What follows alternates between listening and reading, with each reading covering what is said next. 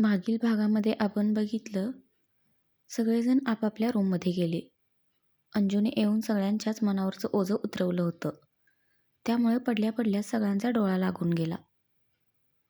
पुढे अंजू रूममध्ये आली. रुद्रांश मागून तिची बॅग घेऊन आला. ती पाय आपटतच इकडून तिकडे फिरत होती आणि रुद्रांश तिच्याकडे बघून हसत होता. ती आल्यापासून त्याच्यासोबत एक शब्दही म्हणाली नव्हती. अंजू कपडे बदलून आली आणि बेडवर बसली. रुद्रांशने लगेच तिला मिठी मारली. बाजूला व्हा, ती त्याला ढकलत म्हणाली. पण त्याने पुन्हा तिला कमरेला धरून जवळ ओढत मिठी मारली. तुम्ही बाजूला व्हा बर, मला बोलायचं नाही तुमच्यासोबत. अंजू त्याला पुन्हा ढकलत म्हणाली, पण त्याची मिठी सुटणारी नव्हती. त्याचे ओठ तिच्या मानेवर टेकली तशी ती शहारली. त्याने त्याचा चेहरा तिथे घुसळला. तिच्या सर्वांगावर गोड काटा आला. अंगात गोड लहरी उठू लागल्या. तिचा राग गायबच झाला जसा. ती हसून त्याच्या भोवती हात गुंफणार तेच तिला तिच्या मानेवर गरम पाणी जाणवलं आणि ती गडबडली. तिने हळूच रुद्रांशला बाजूला केलं. त्याच्या डोळ्यात खरंच पाणी होतं. तिचं मन हेलावलं आता. ती त्याला तशी बघू शकत नव्हती. अहो वेडे आहात का? IPS ऑफिसर आहात तुम्ही. आपल्या पिल्लूसारखं काय रडत बसलात? अंजूने रुद्रांशचे डोळे पुसत म्हणाली. रुद्रांशने तिचे हात हातावर घेऊन त्यावर ओठ टेकवले आणि तिच्याकडे बघत म्हणाला, थँक्यू सो मच. कशासाठी? तिने न समजून विचारलं. तो तिचे हात छतीशी पकडून म्हणाला, तू आल्याबरोबर सगळ्यांना धीर आला. त्यांच्या चेहऱ्यावर हसू आलं. आणि तुम्ही? तिने लागलीच विचारलं. त्याने तिला कॉल केला नाही हे खरंच खटकलं होतं तिला. मी तर किती खुश आहे कसं सांगू. खूप म्हणजे खूप मिस करत होतो तुला. तू अशी जवळ माझ्या मिठीत असावीस असं वाटत होतं मला. तो तिचे हात स्वतःच्या गळ्यात टाकत म्हणाला. मिस करत होता तर कॉल का केला नाही? बायको आहे ना मी तुमची. तरी? अंजूने तोंड फुगत विचारलं. रुद्रांश तिच्या चेहऱ्यावर हात ठेवत म्हणाला, तुला टेन्शन द्यायचं नव्हतं ग. थोडे दिवस तरी आनंदात. हेच तर चुकलं तुमचं. तुम्ही इथे टेन्शनमध्ये असताना मला तिकडे आनंदात राहता आलं असतं का? एका दिवसात दूर केलं तुम्ही मला. अंजू भरल्या कंठाने म्हणाली. डोळेही हलकेसे पाणावले. असं नाहीये ग. रुद्रांश तिच्या चेहऱ्यावर कुरवाळत म्हणाला. असंच आहे. अंजू त्याचा हात झटकून चेहरा पाडत म्हणाली. रुद्रांश हलकासा हसला. तो तिचा चेहरा दोन्ही हातात घेत म्हणाला, बरं सॉरी. पुन्हा असं नाही करणार. नुसतं बोलू नका, प्रॉमिस करा. अंजू हात समोर करत म्हणाली. I promise. आता काहीच लपवणार नाही मी. तो तिच्या हातात हात ठेवत म्हणाला. तो तिच्या डोक्यावर ओठ टेकून मागे झाला. दोघेही समाधानाने हसले. अंजू त्याचे हात तसेच हातात घेत म्हणाली, तुम्ही पण नका टेन्शन घेऊ. त्या सलोनीपेक्षा कितीतरी डेंजर गुंडांना सरळ केले तुम्ही. तिला पण सहज हरवाल बघा. तिच्या बोलण्यात त्याच्याप्रती असलेला विश्वास झळकत होता. आणि तोच खूप होता त्याच्यासाठी. टेन्शन सलोनीचं नाहीच ग. तिला एका दिवसात तोंडावर पाडलं असतं मी. एवढं इझी नाही रेप करणं. टेन्शन सौरभचं आहे. तो एकूणच घ्यायला तयार नाहीये. उगीचच त्या सलोनीला घाबरत आहे तो. तो जर तयार झाला तर त्या सलोनीचा चॅप्टर क्लोज करायला फार काही वेळ लागणार नाही मला. रुद्रांश समोर नजर लावून ठामपणे म्हणाला. त्याला त्याच्या मूळ रूपात बघून अंजूच्या जीवाला आराम मिळाला. अंजू त्याचा हात हातात घेत म्हणाली, तुमच्यावरचं प्रेम त्याला तसं करायला लावत आहे. घाबरला असणार नक्कीच, बट डोंट वरी. ऐकेल तो. मी समजावीन त्याला सकाळी. ती सलोनी जशी आली ना तशीच माघारी जाईल बघा. खरंच ना? घरच्यांना नाही बघवत असं. त्याने थोडंसं साशंक होऊन विचारलं. हो खरंच. तिला येऊ द्यात फक्त इथे. मग ती आहे आणि मी आहे. तिला पण कळू देत की मिसेस मोहिते पाटील कायचीच आहे ते. अंजू खांदे उडवून मोठ्या त्वऱ्यात म्हणाली. अरे वा, म्हणजे मला लक्ष द्यायची गरज नाही तर. रुद्रांश भुवया उंचावून हसत म्हणाला. अंजू मान हलवून म्हणाली, तुम्ही टेन्शन फ्री होऊन डिपार्टमेंटकडे लक्ष द्या. आणि माझ्याकडे पण. शेवटचं वाक्य थोडंसं लाजतच म्हणाली होती ती. रुद्रांशने खाली झुकून तिच्या गालावर ओठ टेकवले. तो तिच्या ओठांवर ओठ टेकवणार तेच ती लाजून मागे सरत म्हणाली. बास बास, झाले लगेच सुरू. रुद्रांशने तोंड पाडलं आता. अंजूने हसून त्याच्या चेहऱ्यावर हात फिरवला आणि त्याच्या कपाळावर ओठ टेकवून मागे झाली. दोघेही एकटक एकमेकांकडे बघत होते. तो तिच्या तांबूस नजरेत तर ती त्याच्या काळ्याभोर डोळ्यात हरवत चालली होती. अंजूने थोडंसं लाजत खाली नजर वळवली. रुद्रांश तिचे केस मागे करत म्हणाला, झोपायचं आता? थकली असशील ना? थकले तर आहेच, पण आता सगळा थकवा दूर होईल माझा. फक्त मला दूर करू नका, अंजू त्याला मिठी मारत म्हणाली. तो गालामध्ये हसला आणि तिला घेऊन तसाच खाली झोपला. रुद्रांशने बाजूचा लॅम्प बंद केला. अंजूने त्याच्या छातीवर डोकं टेकवत डोळे मिटले. रुद्रांशी तिला घट्ट मिठी मारत डोळे बंद केले. दोघांच्याही चेहऱ्यावर एक वेगळंच समाधान होतं आता. रुद्रांशला जाग आली. तोंडावर हात ठेवून त्याने आळस दिला. तो उठण्यासाठी वळणार तेच त्याने बघितलं की अंजू त्याला मिठी मारूनच झोपलेली होती. तो हसला आणि तसाच तिच्याकडे वळाला. झोपेत खूपच क्यूट वाटली ती त्याला. तिच्या चेहऱ्यावर रुळणाऱ्या केसांच्या बटा तिचं सौंदर्य अजून खुलवत होते.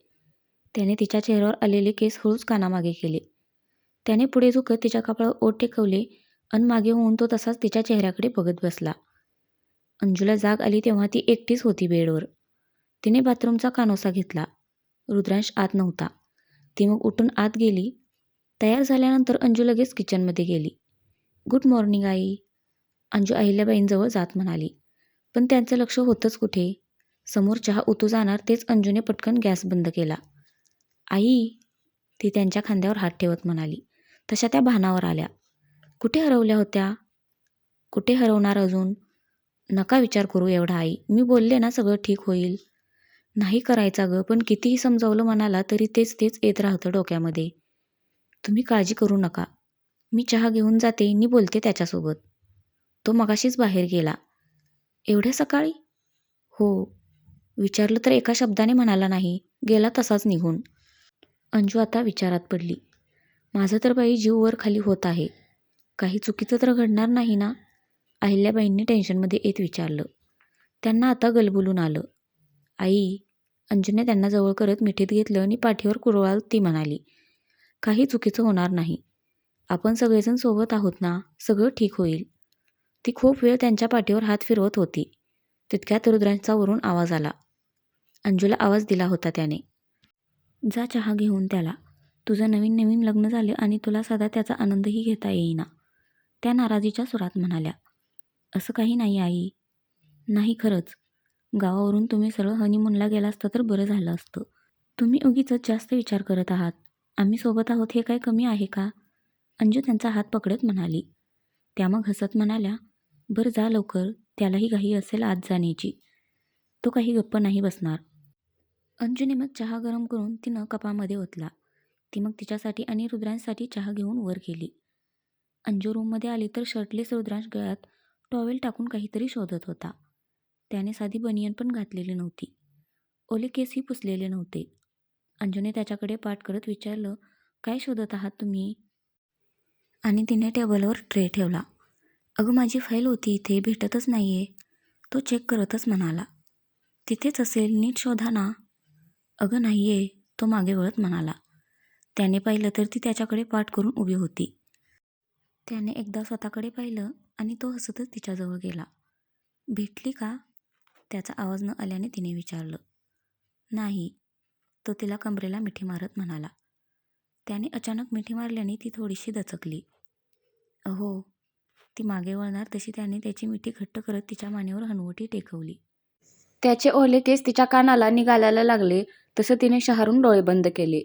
एवढी का लाजतेस? जसं काही मला असं बघितलंच नाहीस कधी. तुम्ही बाजूला व्हा, मी शोधते फाईल.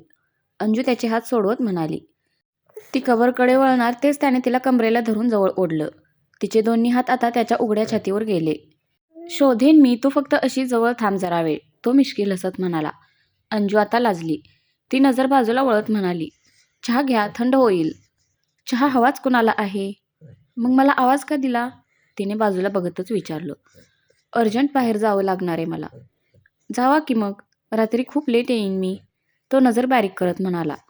तिने त्याच्याकडे पाहिलं. दिवसभर तो नसेल या विचाराने तिचं मन जरासं खट्टू झालं. त्याची ही नजर खूप काही बोलत होती. तो हलकासा हसला तशी ती नजर चोरत म्हणाली. चालेल मला. पण मला नाही चालणार ना, तो तिला अजून जवळ ओढत म्हणाला. दोघांचीही आता नजरानजर झाली. त्याची मिश्किल नजर बघून तिचे गाल आता लाल गुलाबी होऊ लागले. माझा दिवस चांगल्या जाण्यासाठी दिवसाची सुरुवात चांगली करायला नको का? असं बोलून त्याने तिच्या चेहऱ्यावर हात ठेवला. त्याच्या उबदार हाताच्या स्पर्शाने अंजू मोहरली. त्याच्या हाताला चेहरा घासतच तिने डोळे बंद केले. तो जवळ यायला लागला तसे त्याच्या ओल्या केसातले थंड पाण्याचे थेंब तिच्या तोंडावर आणि खांद्यावर पडू लागले. प्रत्येक थेंबासोबत तिच्या शरीरात वेगळीच फिलिंग येत चालली होती. हृदयाची धडधड ही आता वाढू लागली. त्याचा गरम श्वास तिच्या चेहऱ्यावर जाणवला तसे तिच्या नकळत तिचे हात त्याच्या गळ्यात गेले. क्षणभरातच दोघांच्याही ओठांमधलं अंतर मिटलं गेलं. थोड्या वेळाने रुद्रांश बाजूला झाला. अंजूने हळूच डोळे उघडून त्याच्याकडे पाहिलं. दोघंही तसेच एकमेकांकडे बघत होते. तो तिच्या चेहऱ्यावरची केसांची बट मागे करत म्हणाला, या सलोनीने घोळ घातला नसता तर मस्त शिमला मनालीला फिरत असलो असतो आपण. त्याचं पडलेलं तोंड बघून तिने त्याच्या चेहऱ्यावर हात ठेवला. शिमला मनाली असो वा मुंबई, आपण दोघेही सोबत आहोत ना, अजून काय हवं मग? ती त्याच्या नजरेत बघत म्हणाली. सोबत असूनही काय उपयोग? मला नेमकी नवीन केस सोपवली.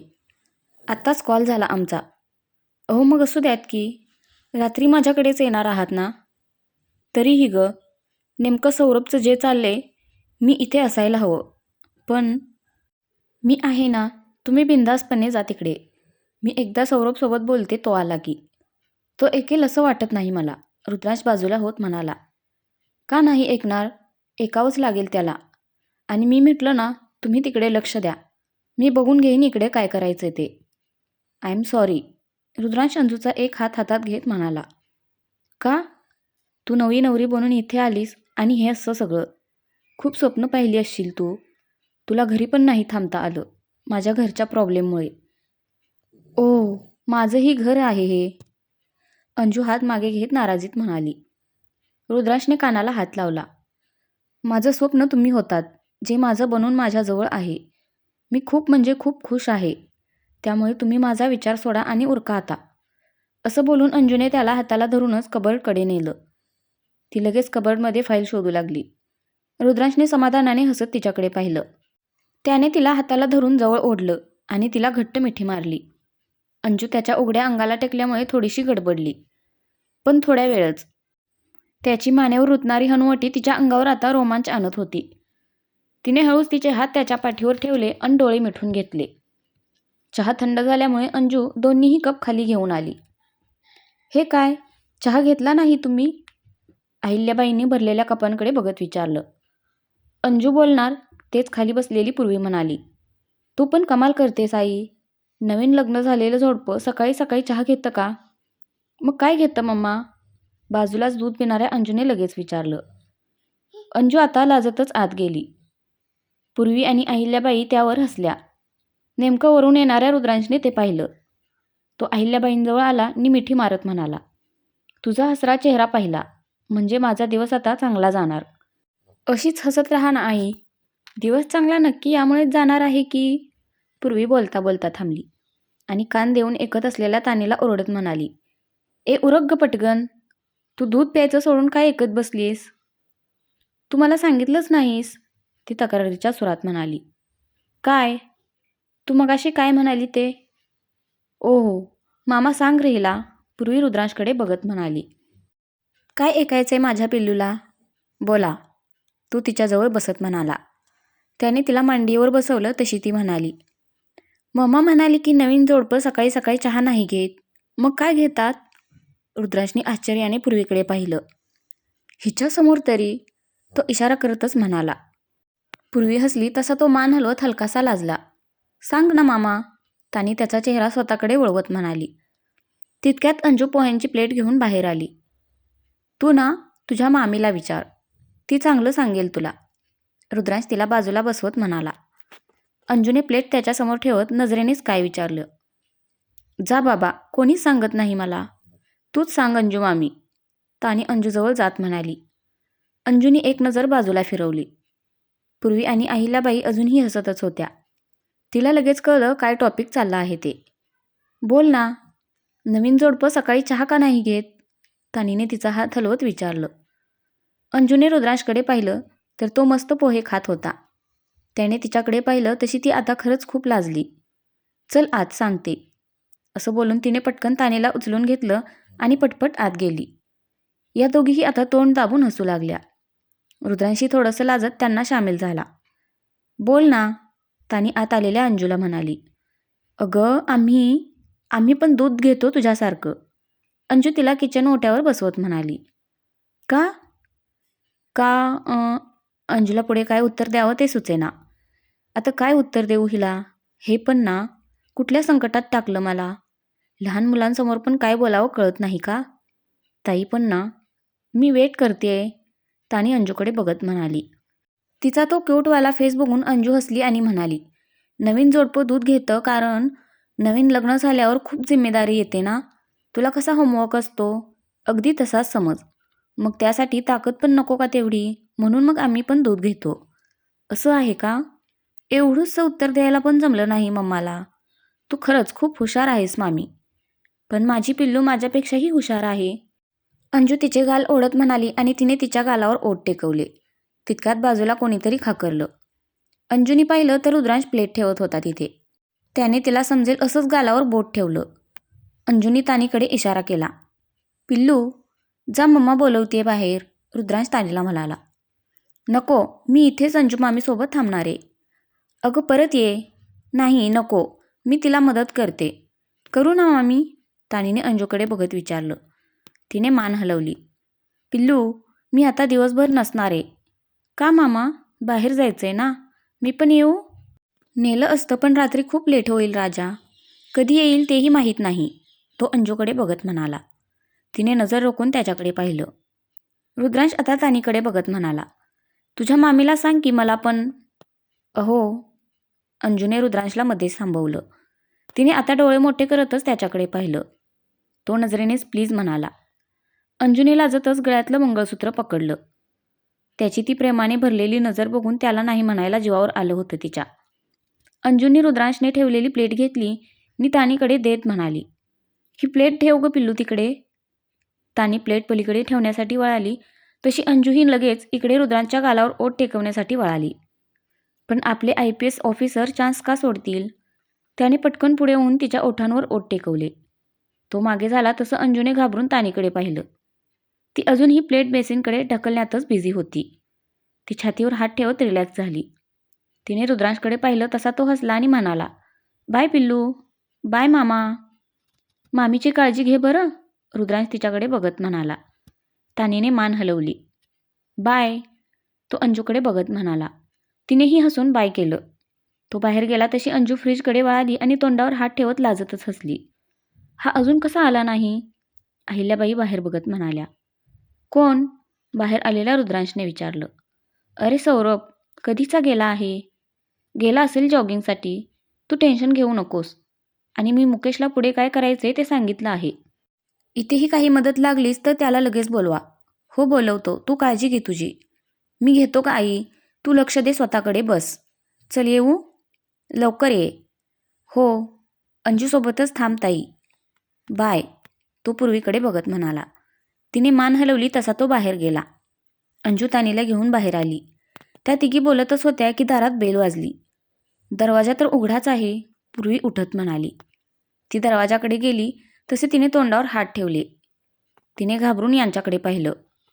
या दोघींनीही एकमेकींकडे पाहिलं. त्या लगेच उठून दरवाजात गेल्या आणि त्यांनीही शॉक लागल्यासारखं समोर पाहिलं. दारात सौरभ आणि सलोनी उभे होते, तेही गळ्यात हार घालून. सलोनीच्या गळ्यातलं मंगळसूत्र आणि भांगेतलं कुंकू बघून अहिल्याबाईंना तर आता भोवळच आली. त्या खाली पडणार तसं अंजूने पटकन आई ओरडत त्यांना सावरलं. सौरभ पुढे येणार तेच पूर्वेने त्याला हात करून थांबवलं आणि तीही अहिल्याबाईकडे वळाली. त्या दोघींनीही त्यांना सोफ्यावर आणून बसवलं. आजीला काय झालं? तानीने विचारलं तशी पूर्वी ओरडली. वर जा पटकन. तानी लगेच वर पळाली. आई डोळे उघडा ना. आई, अंजू घाबरत म्हणाली. ती त्यांच्या चेहऱ्यावर थोपटू लागली. पूर्वीने पटकन समोरच्या ग्लासमधलं पाणी त्यांच्या तोंडावर शिंपडलं. त्यांनी डोळे उघडले तशा दोघीही रिलॅक्स झाल्या. आई, सौरभ तिथे येत म्हणाला तशा अहिल्याबाई ओरडल्या. थांब तिथेच, आत येऊ नकोस. सौरभ जाग्यावरच थांबला. त्याने आशेने पूर्वेकडे पाहिलं तर तिने त्याला रागीट लूक दिला. त्याने मग अंजूकडे पाहिलं. तिने नजरेनेच त्याला बाहेर जायला सांगितलं. सौरभ बाहेर गेला तशी अंजू हळूच त्यांना म्हणाली. आई प्लीज शांत व्हा तुम्ही. ती म्हणाली खरी पण तीच आतून चांगली गडबडलेली होती. रुद्रांश लवकर गेला म्हणून तिने मनोमन वर बघत धन्यवाद दिले. तर फ्रेंड्स, आजचा भाग कसा वाटला नक्की कमेंट करून सांगा. धन्यवाद.